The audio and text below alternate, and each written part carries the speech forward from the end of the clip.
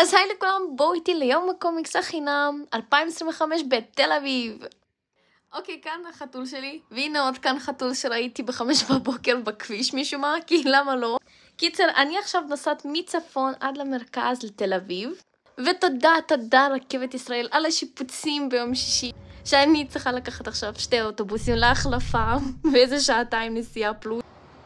אז כאן אני עכשיו הולכת לעשות החלפה ומיד אני מגיעה לדיזנגוף סנטר. וכאן בגלל המכשיר הזה אני נדפקתי בגבה שלי.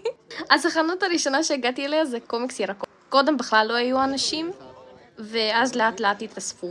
וכן היה שם יוטיובר עם הבן שלו. וכמו שאתם רואים, הנה מלא אנשים באו. כי חינם. וגם ראיתי ספר של ביל החדש. וככה בעקרון זה נראה. אפשר היה לקחת 2 חברות. ואז אני הלכתי לדיזנגוף סנטר, לחנות של קומיקזה. היו קודם קצת אנשים, ואז הצטברו. אז מה שכן, היה פה יותר מבחר בקומיקזה, שזה היה מאוד מגניב. אז אלו קומיקסים שלקחתי. תודה שצפיתם בי, ותרשמו לי בתגובות מה תרצו עוד לראות, איזה עוד תוכן. ותרשמו אם הייתם ביום הזה ומה לקחתם, ביי ביי.